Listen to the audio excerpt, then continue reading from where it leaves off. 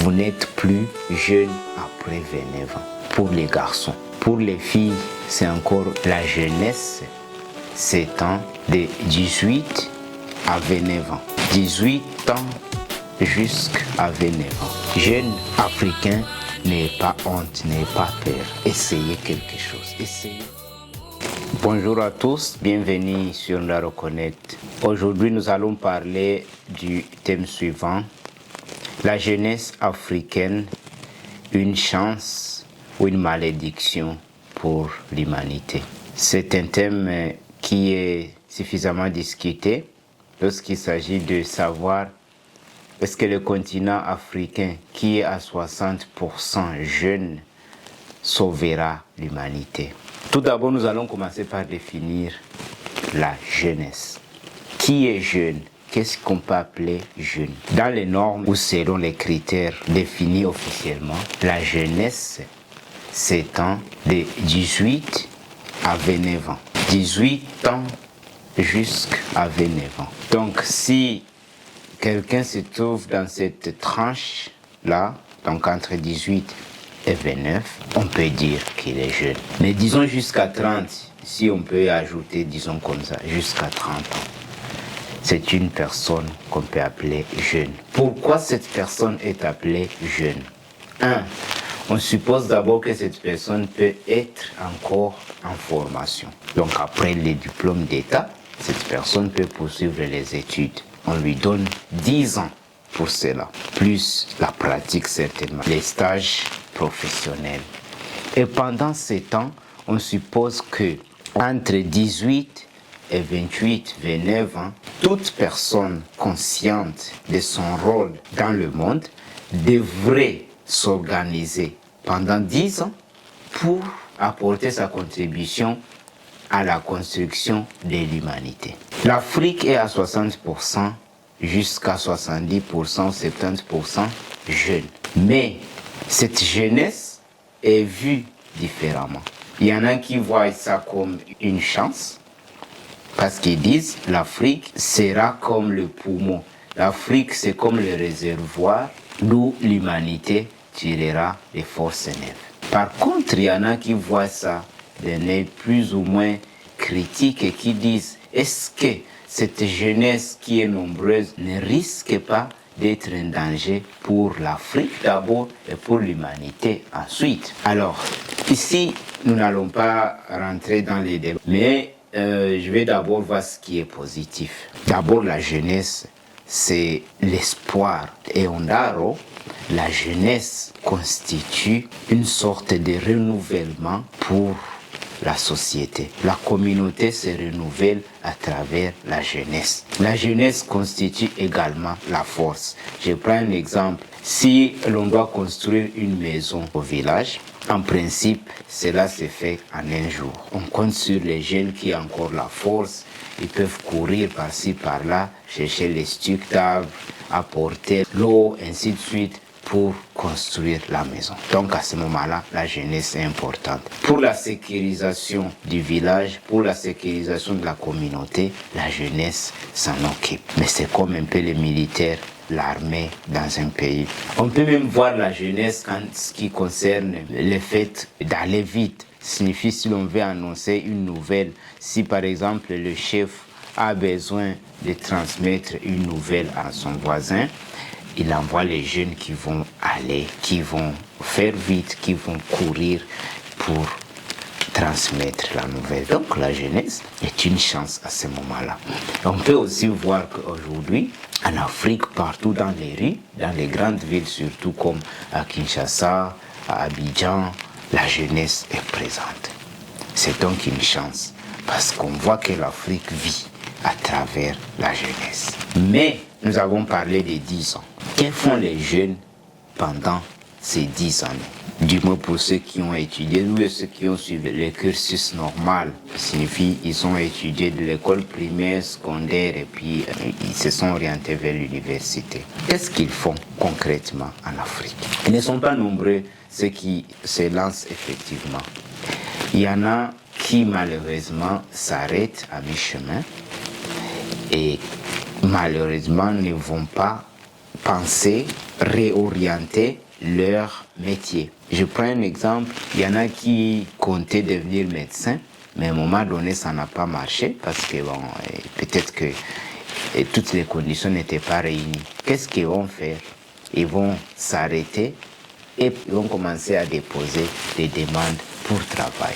Un autre problème que rencontre la jeunesse africaine, c'est le fait de vouloir toujours faire comme tout le monde. Les jeunes en Afrique ne prennent pas en considération la réalité de la société dans laquelle ils vivent. Plusieurs cherchent à brûler les étapes et devenir riches sans travailler. Nous avons dit la fois passée que l'oisiveté parfois est encouragée par le fait qu'on est solidaire. Donc pendant 10 ans, les jeunes ont le temps de s'organiser. Mais la jeunesse africaine ne s'organise pas pendant ce temps, malheureusement. Il y a des exceptions, je ne dis pas que c'est tout le monde qui ne s'organise pas. Il y a des exceptions. Mais la plupart, je vais dire 80% ou même 90% ne s'organisent pas. Et plusieurs sont là, ils attendent qu'on leur donne. Et là, je crois que ce n'est pas normal. Donc, tous ceux-là qui sont au-delà de 30 ans, parce que nous avons dit on donne 2 ans en plus, ils se trompent en disant qu'ils sont jeunes. Ils ne sont plus jeunes. Ils devaient être déjà en train d'apporter concrètement l'aide. Les scientifiques vont produire des documents, ils vont produire des idées, ils vont produire des résultats. On va voir par exemple, il y en a qui vont s'occuper de l'écologie, d'autres vont s'occuper des développements chimiques. Par exemple, il y en a qui vont produire des médicaments, d'autres vont fabriquer des voitures, ainsi de suite, selon leur orientation. À ce moment-là, ce n'est plus le temps de tourner partout en train de déposer des demandes. Ce n'est plus le moment. À ce moment-là, on est appelé à montrer que, effectivement, on a eu 10 ans et pendant les 10 années, on s'est organisé. La jeunesse africaine, malheureusement, n'est pas comme ça. C'est pourquoi nous allons du côté de ceux qui pensent que c'est plutôt un danger pour l'humanité. Un jour, je me rappelle, j'étais en train de parler avec des amis. Nous étions un après-midi, on s'était rencontrés pour boire quelque chose et manger quelque chose ensemble. C'est des personnes déjà retraitées depuis longtemps, donc ils sont au-delà de 85 ans. Et j'ai posé la question suivante. Pourquoi il n'y a pas d'industrie en Afrique? Pourquoi l'Occident n'a pas installé ces industries en Afrique, étant donné que la plupart des matières premières proviennent? Et la réponse qui m'était donnée, je trouve aussi, oui, ils m'ont répondu ça comme ça, mais je pense qu'ils avaient raison de le dire. Je ne condamne pas ça totalement. Ils ont dit, vous savez, les Africains, surtout les jeunes, sont paresseux. Ils ne travaillent pas. J'ai essayé de comprendre. J'ai dit, mais comment ils sont paresseux? Ils ont dit, oui, la plupart des jeunes ne prennent pas au sérieux le fait que le temps, c'est de l'argent. Il y en a qui pensent qu'ils ont tout le temps pour s'organiser par la suite. La deuxième chose, c'est qu'on ne fait pas confiance aux Africains. On ne fait pas confiance aux Africains parce qu'un Africain ne respecte jamais des accords. J'ai essayé de discuter avec eux, mais ils m'ont expliqué. Ils m'ont dit, nous préférons amener nos usines en Asie parce que les Asiatiques sont disciplinés. La discipline. Lorsqu'ils se mettent au travail, ils laissent la distraction de côté et ils travaillent. Et moi, comme Africain, je me suis dit, mais peut-être qu'ils ont raison. Parce que moi-même, plusieurs fois, j'ai essayé de sonder et de comprendre. Plusieurs personnes ne respectent pas les engagements. L'Africain, surtout les jeunes, sont capables de reporter le rendez-vous ou de se désengager à la dernière minute. Pendant que c'est depuis des mois que vous êtes mis d'accord.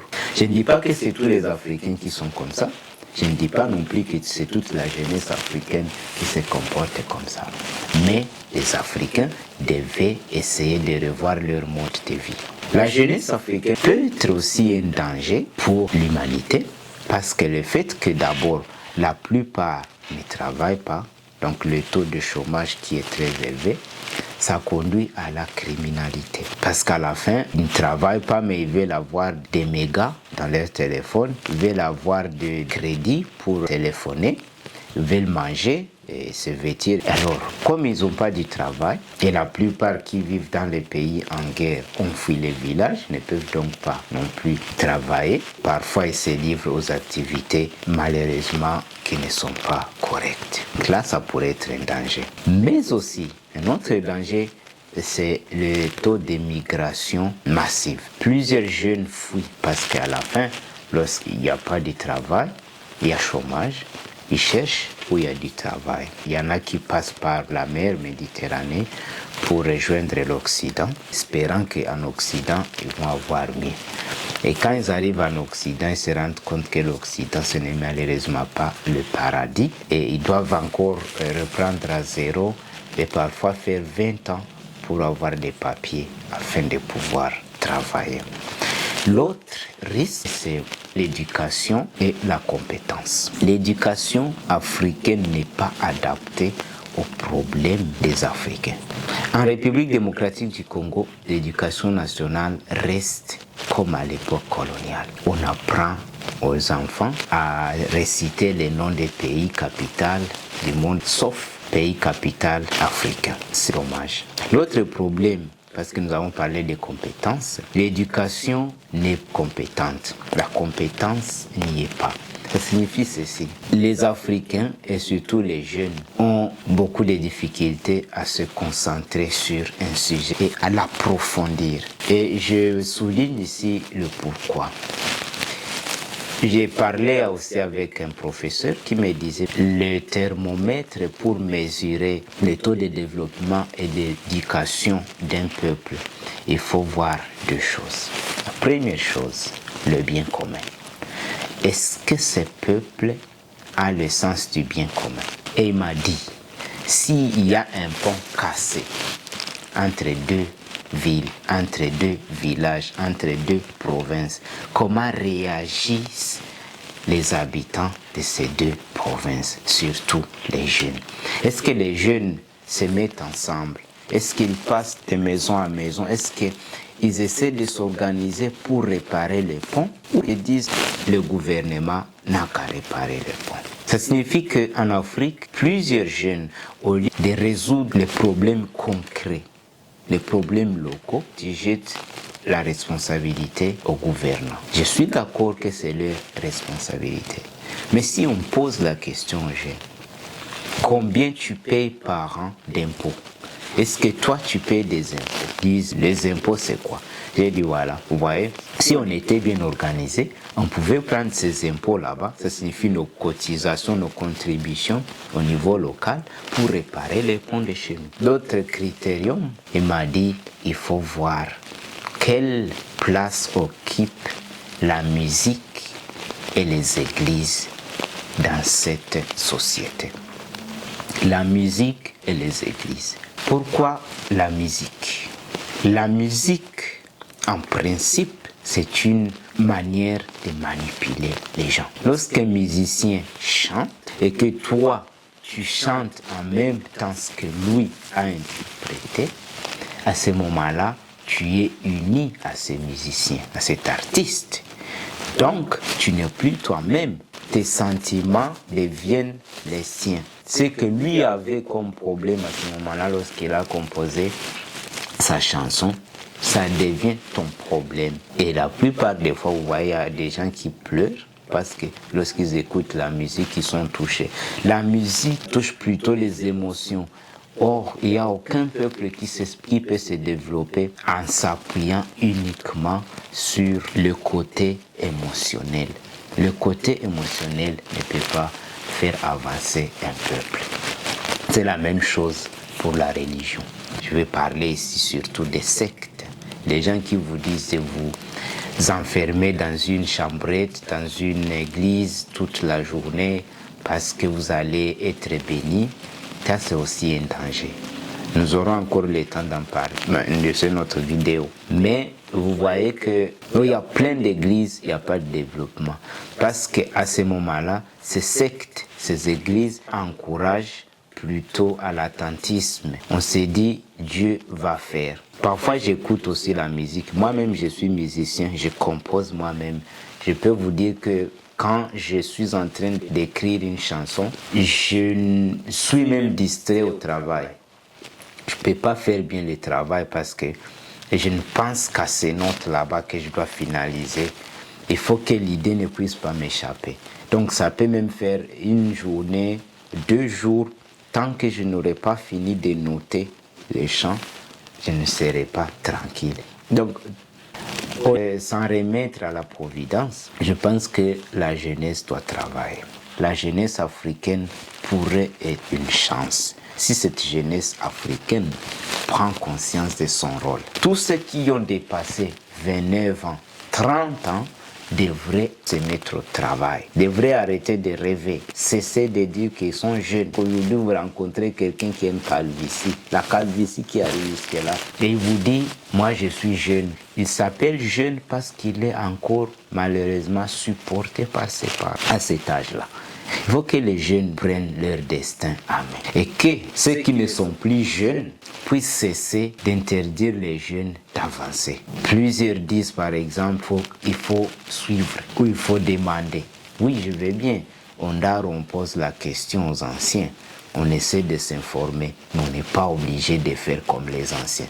Parce que ce qui a fonctionné hier peut ne pas fonctionner aujourd'hui. La solution d'hier peut ne pas être adapté aux problèmes d'aujourd'hui. C'est pourquoi les uns et les autres devraient être tolérants. Les jeunes doivent écouter les anciens, mais les anciens doivent aussi accepter que les jeunes ont quelque chose à apporter à la société. Non pas seulement dire vous devez vous comporter comme ça, vous devez suivre seulement ce que nous avons fait, parce que si nous avons réussi, c'est parce que nous avons fait ceci. Non. Et il y a beaucoup de voies, c'est un peu comme les mathématiques. On peut vous donner une équation, on vous dit que la réponse X c'est 2. Alors, si moi je trouve une autre manière de procéder, qui n'est pas cette manière-là donnée par le professeur, et que j'arrive à la réponse que X c'est 2, je crois aussi que j'ai raison. C'est la même chose. Jeune Africain, n'ayez pas honte, n'ayez pas peur. Essayez quelque chose. Essayez toujours. Vous allez échouer plusieurs fois. Je le sais. Plusieurs fois, vous serez déçus. Plusieurs fois, vous allez trébucher. Mais il faut toujours vous relever. Essayez. Parce que l'humanité compte sur vous. Au lieu d'être danger pour l'humanité, jeunes, devenez une chance pour l'humanité. Parce que l'Afrique est un grand continent très fort. Et cette Afrique-là est encore un continent vierge. Il y a encore beaucoup de domaines à développer en Afrique. Et c'est la responsabilité des jeunes de développer cela. Voilà, nous avons fini pour aujourd'hui. J'espère que vous allez intervenir, vous allez commenter, vous allez intervenir par rapport à ce thème de la jeunesse africaine comme chance. Parce que moi, je conclue comme ça, comme une chance. Mais il faut que les jeunes se mettent au travail. Mettez-vous au travail. Que ceux qui ont étudié ensemble puissent plutôt, je vais prendre le cas des médecins, ceux qui ont fait la médecine, au lieu d'aller chacun de leur côté, mettez-vous ensemble, constituez une sorte de cabinet médical ou alors une clinique ensemble. Comme ça, vous allez non seulement avoir du travail, mais aussi vous allez embaucher des infirmiers, des infirmières, des aides, des gens. Donc, vous allez créer du travail. Je crois que c'est comme ça seulement que nous pouvons avancer. Mettez-vous ensemble, faites des associations, restez surtout correct. Pensez au bien commun et vous verrez que l'Afrique ira de l'avant. Ayez toujours ça en tête. Vous n'êtes plus jeune après 29 ans. Pour les garçons. Pour les filles, c'est encore discutable, mais il y en a qui pensent qu'après 25 ans, elles ne sont plus non plus jeunes. Elles devaient déjà être occupées. Mais comme il s'agit de donner la chance à tout le monde, on leur accorde aussi 10 ans, après 18 ans, pour qu'elles puissent s'organiser. Mais elles aussi, après 28, 29 ans, elles ne sont plus jeunes. devraient déjà être en train d'apporter des contributions à la société dans laquelle ils vivent. Voilà, je vous souhaite une bonne journée et j'attends que vous puissiez commenter et que vous puissiez poser vos questions. Ici, Ondaro, nous répondons à toutes les questions.